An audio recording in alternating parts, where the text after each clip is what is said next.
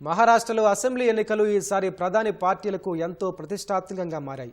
ప్రధాన పార్టీల్లో ఒకటైన ఎన్సీపీ అజిత్ పవార్ వర్గం తిరుగుబాటుతో రెండుగా చీలిపోయింది. బాబాయ్ శరద్ పవార్, అబ్బాయి అజిత్ పవార్ వర్గాలు ప్రత్యర్థులుగా మారి ఈ ఎన్నికల్లో తలపడుతున్నాయి. బారామతితో పాటు 35 నియోజకవర్గాల్లో పవార్ కుటుంబానికి గట్టుపట్టింది. మరాఠాలు ఈసారి ఏ వర్గానికి జై కొడతారన్నది ఆసక్తికరంగా మారింది. మహారాష్ట్ర అసెంబ్లీ ఎన్నికల్లో ఈసారి బాబాయ్ అబ్బాయిల మధ్య పోరు ఆసక్తికరంగా మారింది. మహారాష్ట్ర రాజకీయాల్లో తనకంటూ ప్రత్యేక స్థానాన్ని ఏర్పరచుకున్న నేషనలిస్ట్ కాంగ్రెస్ పార్టీ రెండు వర్గాలుగా చీలిపోయింది. రాజకీయ కురువృద్ధుడు బాబాయ్ శరద్ పవార్ నేతృత్వంలోని ఎన్సీపీలో చీలిక తెచ్చిన అబ్బాయి అజిత్ పవార్ సిందే సారథ్యంలోని మహాయుతి ప్రభుత్వంతో జతకట్టారు. ఎన్సీపీ వ్యవస్థాపకుడు శరద్ పవార్ ప్రతిపక్ష మహావికాస్ అఘాడీ ఎంవీఏ కూటమితో కలిసి ఎన్నికల బరిలోకి దిగారు. మహారాష్ట్ర అసెంబ్లీ ఎన్నికల్లో ఎన్సీపీ రెండు వర్గాలు తొలిసారి పరస్పరం తలపడుతుండడం ఉత్కంఠ రేపుతోంది. పవార్ కుటుంబానికి కంచుకోట అయిన బారామతి సహా మొత్తం 35 నియోజకవర్గాల్లో ఇరు వర్గాలకు చెందిన అభ్యర్థులు ప్రత్యక్షంగా తలపడుతున్నారు.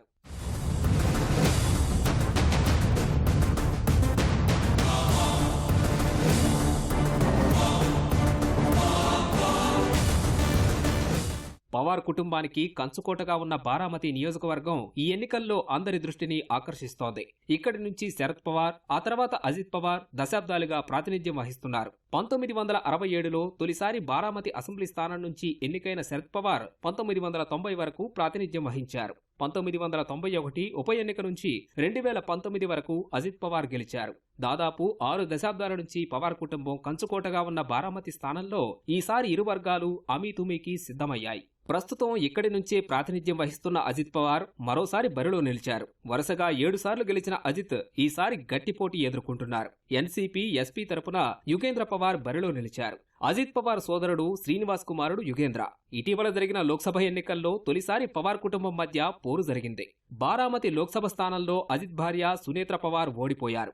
ఎన్సీపీ ఎస్పీ తరపున పోటీ చేసిన శరద్ పవార్ కుమార్తె సుప్రియా సూలే గెలుపొందారు. సునేత్రపై దాదాపు 1,50,000 ఓట్ల మెజారిటీతో సుప్రియా విజయం సాధించారు.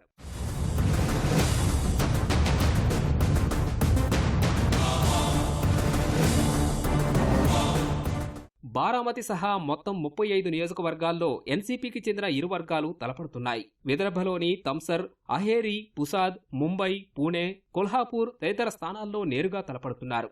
ఎన్నికల ప్రచారంలోనూ ఇరు వర్గాల వ్యూహాలు భిన్నంగా ఉన్నాయి. ఎన్సీపీ సంప్రదాయ విలువలపై శరద్ పవార్ వర్గం దృష్టి సారించింది.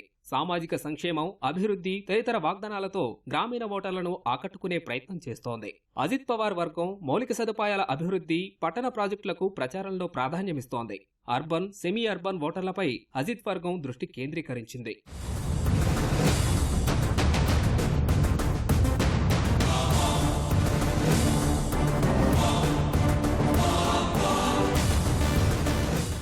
మహారాష్ట్ర అసెంబ్లీ ఎన్నికలు ఎన్సీపీలోని రెండు వర్గాల భవితను తేల్చనున్నాయని రాజకీయ విశ్లేషకులు అంటున్నారు.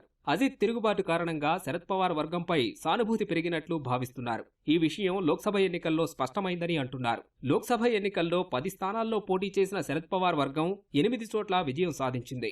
4 పార్లమెంటు స్థానాల్లో పోటీ చేసిన అజిత్ పవార్ వర్గం కేవలం 1 స్థానంతో సరిపెట్టుకోవాల్సి వచ్చింది. ఆ తరువాత పలువురు సీనియర్లు తిరిగి శరద్ పవార్ గూటికి చేరడం ఆ వర్గానికి అనుకూలాంశంగా మారింది. అసెంబ్లీ ఎన్నికల్లోనూ లోక్సభ తరహా ఫలితాలు వస్తాయా లేక భిన్నంగా ఉంటాయా అన్నది త్వరలో తేలనుంది.